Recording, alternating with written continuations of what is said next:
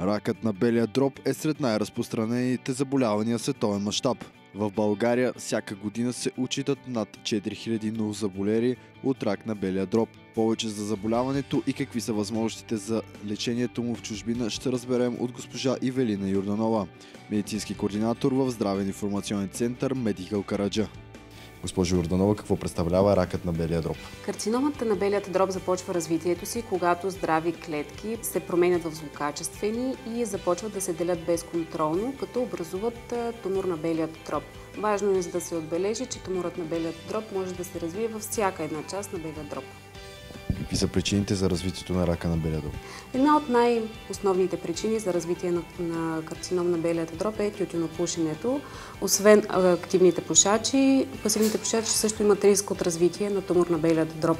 Тук е важно да се спомене, че пациенти, които никога не са излагани на тютюнев дим, също могат да развият карцином на белият дроб, като тук не може да се каже реално и основната причина за развитието на карцинома. Ако пациента се е подлагал на лъчелечение по друга причина, също има по-висок риск от развитието на карцином на бял дроб. Излагане на газ радон. Тук важно е да се отбележи, че радонът се получава при естественото разпадане на уран в почвата.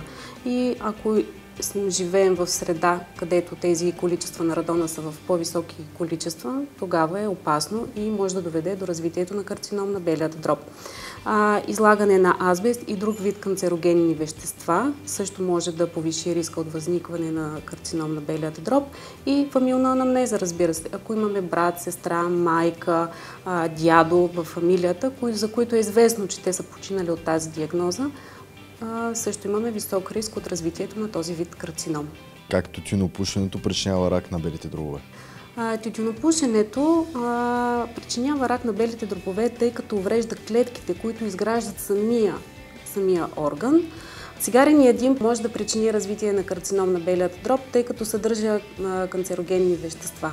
В началото белият дроб има свойствата да се възстанови, да се регенерират клетките и да няма риск от развитие. Но колкото по-често се излага белият дроб на тези канцерогени, свойствата да се регенерират тези клетки намаляват и това води до риск от развитие на тумор на белия дроб. Как се развива ракът на белия дроб и какви са първите симптоми?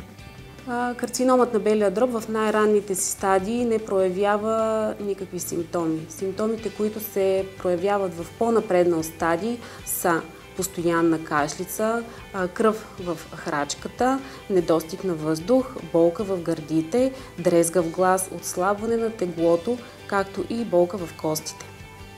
Как се диагностицира заболяването? Първата стъпка за поставяне на диагнозата карцином на бял дроб е снемане на анамнеза, след което пациентът се подлага на различни диагностични тестове, кръвни тестове, туморни маркери. Необходимо е да се направят и образни изследвания като рентгенография и компютърна томография. Ако се установи, че има образование в белия дроб, е необходимо да се направи биопсия, като от тази биопсия вече се определя и стадият и вида на тумора. Как се лекува ракът на белия дроб? Пациентите с недребноклетъчен рак на белия дроб могат да бъдат оперирани. Освен това може да се приложи химиотерапия, лъчева терапия, таргетна терапия или комбинация от тези лечения. При дребноклетъчният карцином на бял дроб най-често се препоръчва химио и лъчетерапия. Можем ли да предотвратим появата на рак на белия дроб? Няма сигурен начин за предотвратяване на карцином на белият дроб, но можем да спазваме следните правила.